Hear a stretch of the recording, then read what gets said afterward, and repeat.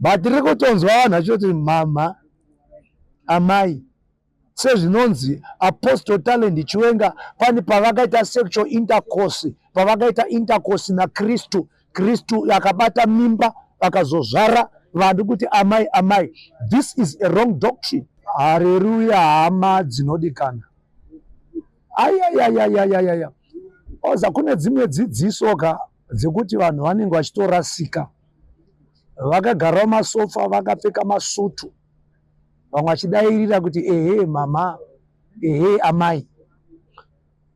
Zvaitibatsirane. Jesu pane imwe nguva yaanoudza vadzidzi vake akati musawana munhu wamunoti baba pano panyika kusiya kwa baba venyu chete vari kudenga. Saka kana Jesu vakarambidza vadzidzi kuti musawana munhu wamunoti baba, zvimwe chetezvo nenyaya yaamai. This doctrine of Apostle TF Chiwenga must be corrected. Vazhinji vanozeza, but vanhu vari kutorasika sekutamba. Kana Pauro achitaura nyaya yekuti ndakakuzvarai nekukugomerai kuburikidza neshoko, haasi kuti muri vana vangu ini ndiri amai venyu. Hapana nyaya yehu amai, but ari kungotaura nyaya yekunecha, sekunecha kunoita amai. Ndakanzwa dzimwe hama dzichidhiskasa.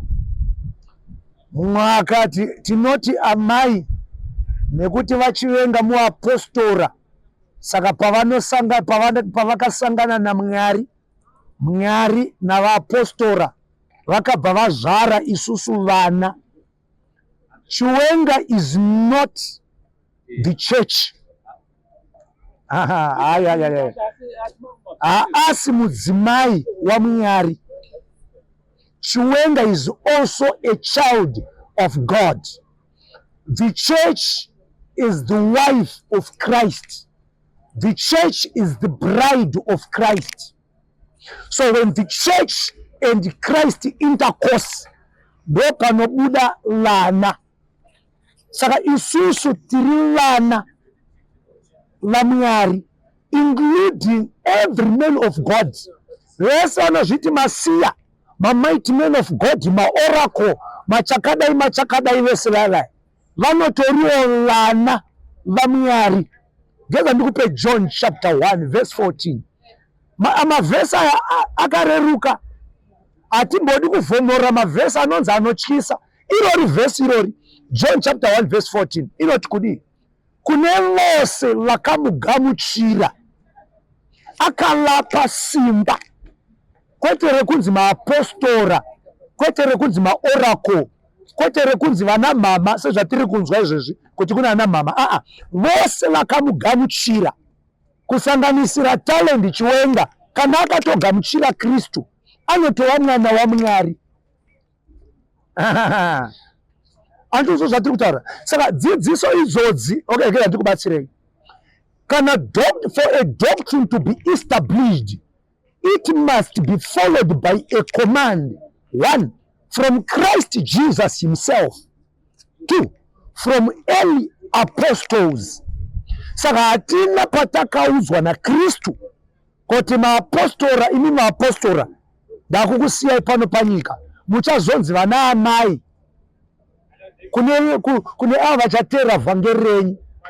Hatina kutombonzwa vana Peter nana Pauro vacho vachiudza mafollowers avo kuti ndiite amai nekuti isusu takuparidzirai vhangeri. Hapana.